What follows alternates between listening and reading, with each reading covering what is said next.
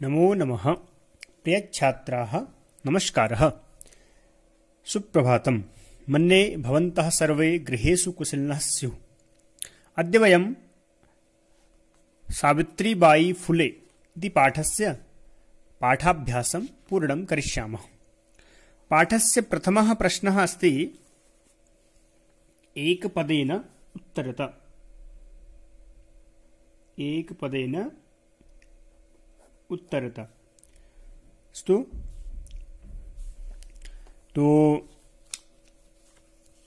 प्रथमः प्रश्नः अस्ति कीदृशीनां कुरीतीनां सावित्री मुखरं विरोधम् अकरोत्। तो कौन सी कुरीतियों का सावित्री ने मुखर विरोध किया था? तो उत्तरं लिखामः क इत्यस्य उत्तरं भविष्यति सामाजिक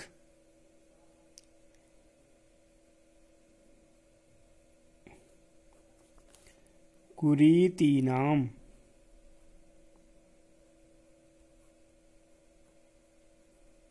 सामाजिक कुरीतीनां। स्पष्टम्? अस्तु, अग्रिमः प्रश्नः अस्ति के कूपात् जलोद्धरणम् अवारयन्।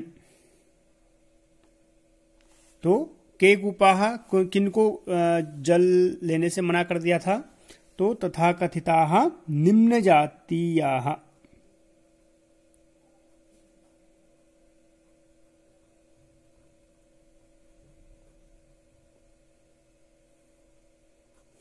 निम्न जातीयाः। ठीक है, अगले प्रश्न पे चलते हैं। का स्वदृढ़ निश्चयात् न विचलिति। तो का आसीत् सा? सावित्रीबाई फुले।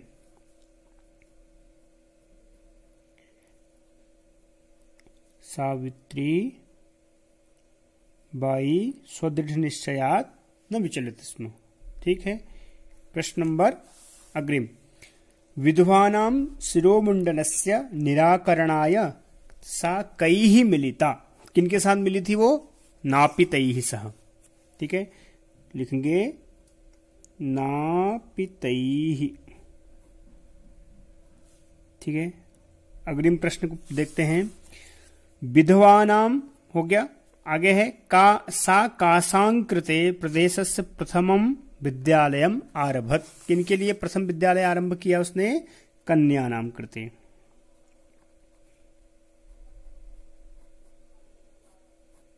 ठीक है, तो इस प्रकार से प्रश्न नंबर 1 पूरा हुआ।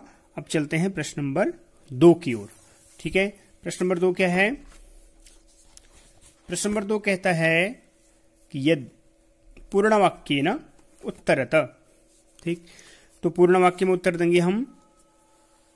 तो पहला क्या है प्रश्न? किम किम सहमाना सावित्रीबाई स्वदृढ़ निश्चयात् न विचलिति। यानी कि क्या क्या सहन करती हुई सावित्रीबाई अपने दृढ़ निश्चय से विचलित नहीं हुई। तो किम किम तो बहुत सारी चीजें हैं। पत्थर लोग उसके ऊपर फेंकते थे, ठीक है, फिर उसके ऊपर धूली फेंकते थे। तो कुल मिलाकर के सामाजिक प्रतारणाम सहमाना ऐसा लिख देंगे। ठीक है, लिखेंगे सामाजिक प्रतारणाम सहमाना, सहन करती हुई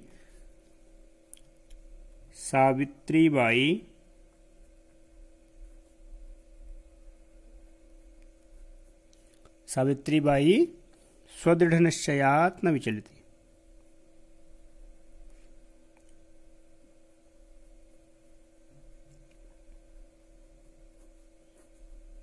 न विचलति, ये पूर्ण वाक्य में है बेटा। ठीक है, विचलति, तो इसकी जगह पर च। आगे प्रश्न क्या है? ख प्रश्न है सावित्रीबाई फुले महोदयायाः पित्रोः नाम किम आसीत्। क्या नाम था उनका? माता का नाम लक्ष्मीबाई, पिता का नाम खंडोजी। ठीक है, तो लिखेंगे सावित्रीबाई महोदयायाः। याह कहाँ आता है? षष्ठी में। ठीक है, महोदयायाः पित्रोः नाम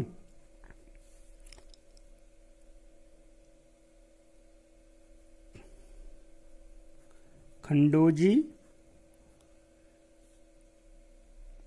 पिता खंडोजी, माता लक्ष्मीबाई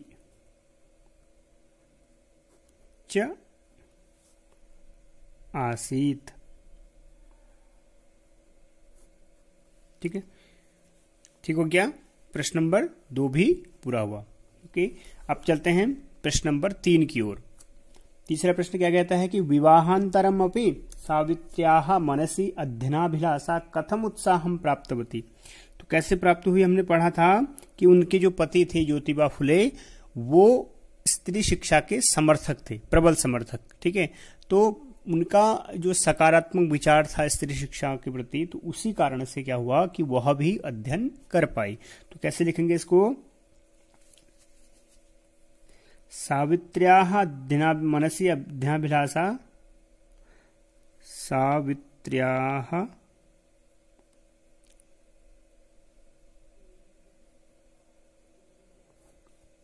मनसि अध्ययनाभिलाषा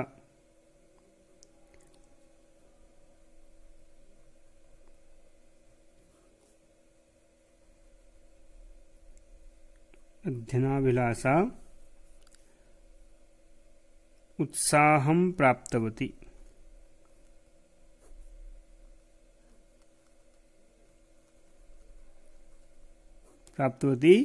यतो हि तस्य पतिः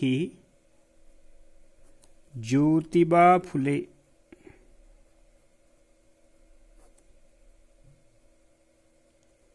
स्त्री शिक्षायाः समर्थकः आसीत्।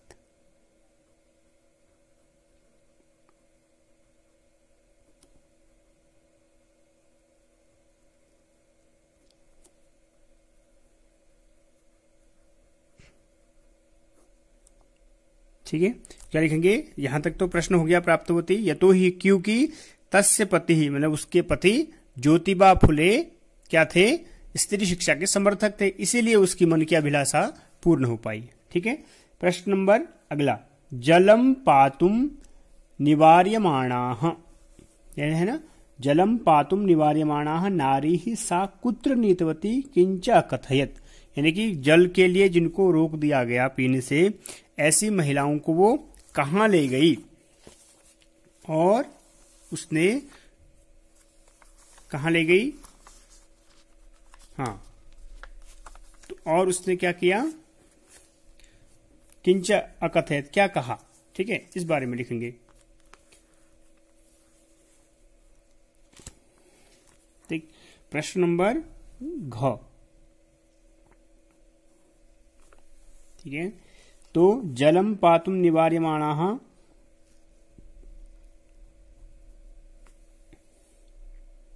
सा नारियों को स्वगृहम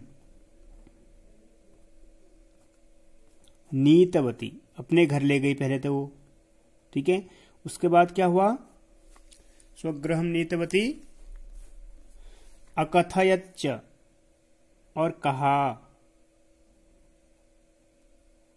क्या कहा कि यथेष्टम जलम नयत,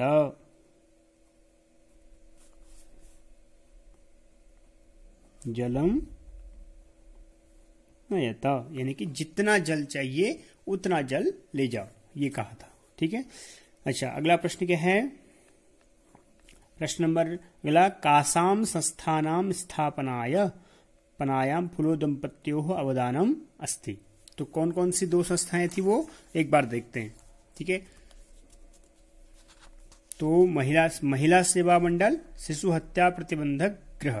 ठीक है, कौन कौन सी हैं, महिला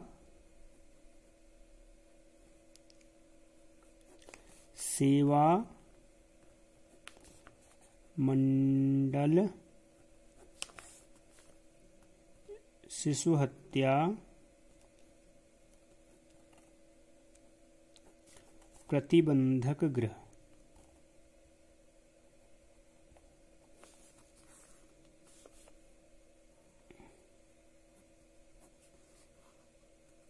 ठीक है, प्रतिबंधक गृहम।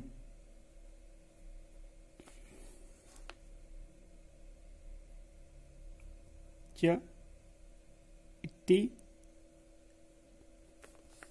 नाम्ना संस्थानां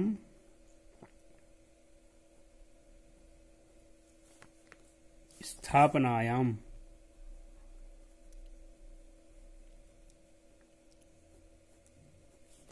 फुले दंपत्योः योगदानं महत्वपूर्णम्।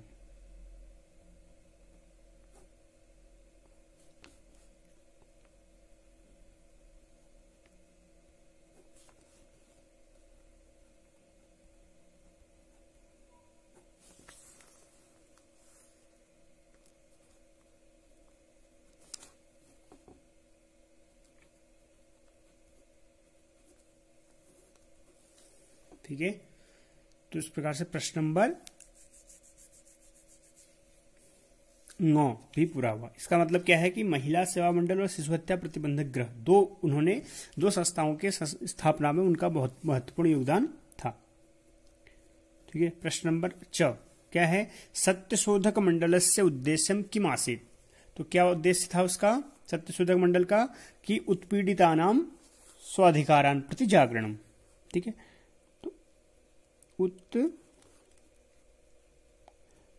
उत्पीड़ितानां स्वाधिकारान् प्रति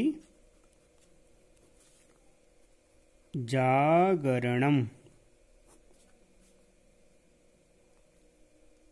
एव सत्यशोधक मंडलस्य उद्देश्यमासीत्।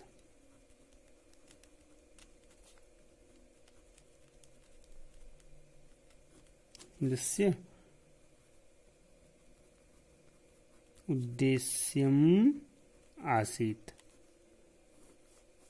ठीक है, तो ये हो गया प्रश्न नंबर 4। अब आते हैं प्रश्न नंबर 6 में। तस्याः द्वयोः काव्य संकलनयोः नामानि के, यानी कि उनकी दो काव्य संकलन कौन कौन से थे। ठीक है, तो पहला तो था सुबोध रत्नाकर, दूसरा था काव्य फुले। ठीक है, तो तस्याः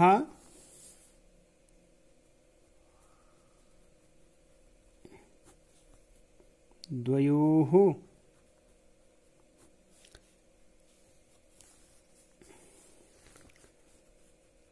काव्य संकलनयोः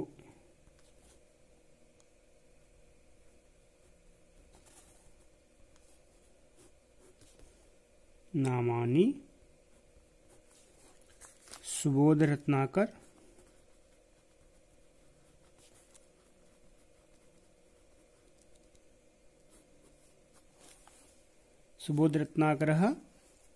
और दूसरा काव्य फुले च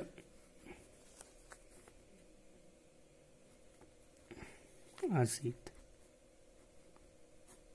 ठीक है, तो ये दो इसके काव्य रचनाएं हो गई। ठीक है, यानी कि सामाजिक कार्य करने के साथ साथ उन्होंने ये कार्य भी किए।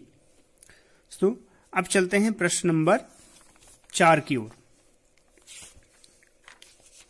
प्रश्न नंबर 4 में क्या कहता है कि यथा निर्देशम उत्तरत, जैसा निर्देश किया गया है वैसा उत्तर दें। तो पहला, जैसे ये इंपॉर्टेंट, ये पहले से पढ़ते आ रहे हैं, 2-3 चैप्टर में हमने ये पढ़ लिया है, इसको भी बड़े ध्यान से पढ़ेंगे। इदम चित्रम पाठशालायाः वर्तते, ये वाक्य है। अत्र वर्तते इति क्रियापदस्य कर्तृपदम किम, बस इतना बताना है कि यहां पर वर्तते जो क्रिया है इसकी, इस क्रिया की, ठीक है, कर्तृपदम यानी कि कर्ता पद कौन सा है। ठीक है, तो अगर ये चीज क्लियर हो गई तो समझो आधा काम हो गया कि पूछ क्या रहे। तो वर्तते क्रियापद का कर्तृपद मतलब होता है कर्ता। ठीक है, तो कर्ता बताना है हमें। तो कर्ता कौन है इसमें? इदम चित्रम, पाठशालायाः वर्तते। पाठशाला का क्या है? वर्तते। किम वर्तते? चित्रम वर्तते। तो चित्रम यहाँ पर कर्ता पद हुआ। ठीक है, तो प्रश्न नंबर 4 का क का उत्तर क्या हुआ? चित्रम। चित्रम इति कर्तापदम या कर्तृपदम। ठीक हुआ। अगले प्रश्न पर चलते हैं। प्रश्न है तस्याः स्वकीयम् अध्ययनम् अपि सहैव प्रचलति अस्मिन् वाक्ये विशेषण पदम किम। देखो विशेषण क्या होते हैं? जिसकी विशेषता बताई जाए उनको विशेषण कहते हैं। तस्याः स्वकीयम अध्ययनम, तो अध्ययनम चलता है, अपना अध्ययन चल रहा था, तो यहाँ पर स्वकीयम जो शब्द है, यह शब्द यहाँ पर विशेषण पद है। तो लिखेंगे इसका उत्तर ख का स्वकीयम इति विशेषण पदम।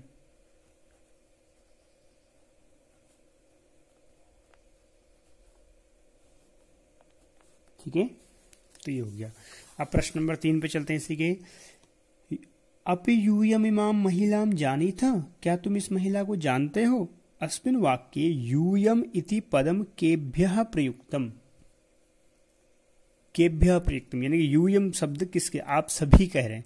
तो क्या आप सभी ये इस बात को जानते हो किसके लिए कहा था? छात्रों के लिए। ठीक है, तो केभ्यः प्रयुक्तम चतुर्थी विभक्ति कर देंगे उसकी भी, तो ग। ठीक है, तो क्या लिखेंगे? छात्रेभ्यः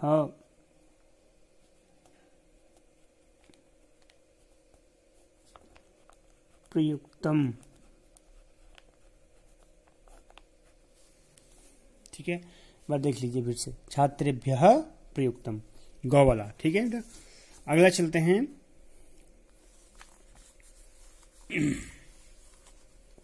प्रश्न नंबर क्या है? घ। सा ताः स्त्रियः निज गृहं नीतवती, वह उन स्त्रियों को अपने घर ले गई। तो अस्मिन् वाक्ये सा इति सर्वनाम पदम कस्यै प्रयुक्तम। सा कौन ले गई थी? सा कौन? सावित्री बाई फुले। तो कस्यै प्रयुक्तम, तो यहाँ चतुर्थी करनी है। कस्य किसके लिए प्रयुक्त हुआ है? सा शब्द कह रहा है, किसके लिए प्रयुक्त हुआ है? सावित्री बाई के लिए। तो सावित्री बाई के लिए संप्रदान हो जाएगा। संप्रदान की कौन सी विभक्ति? चतुर्थी विभक्ति। तो इस सावित्री बाई शब्द की हमें चतुर्थी विभक्ति करनी होगी। ठीक है, तो प्रश्न नंबर घ। ठीक है, तो यहां लिख देंगे सा इति पदम सावित्र्यै प्रयुक्तम। ठीक है, तो ये हो जाएगा घ का उत्तर। तो आगे चलते हैं। शीर्ण वस्त्रावृताः तथा कथिताः निम्न जातीयाः काश्चित् नार्यः जलम पातुम याचन्ते स्म। अत्र नार्यः इति पद, ये तो वाक्य हो गया। यहाँ अब प्रश्न यहाँ शुरू होता है। अत्र नार्यः इति पदस्य विशेषण पदानि कति सन्ति, कितने पद हैं? और कानिच इति लिखा था, कौन कौन से हैं वो लिखने। देखो यहाँ क्या है? नार्यः कहाँ है? ये है। काश्चित्, तो इससे पहले जितने शब्द हैं वो सब क्या है? यहाँ पर विशेषण पद है। ठीक है, तो 1 2 3 4, 4 यहाँ पर क्या है? विशेषण पद हैं। ठीक है, तो ये लिख लेंगे। प्रश्न नंबर 9। ठीक है, अत्र नार्यः इति पदस्य चत्वारि विशेषणानि।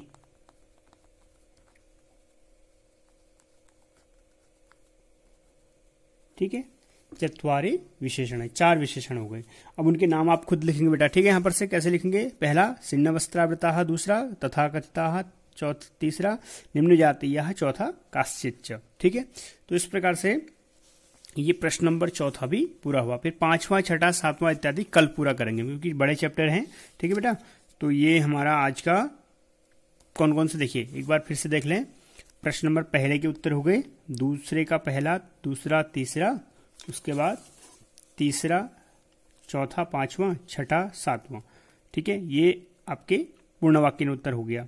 उसके बाद हमने कौन सा प्रश्न किया, सीधे प्रश्न नंबर चौथा किया हमने फिर। ठीक है, तीसरा प्रश्न भी हम कल करेंगे बेटा। ठीक है, तो इस प्रकार से ये पूरा हुआ।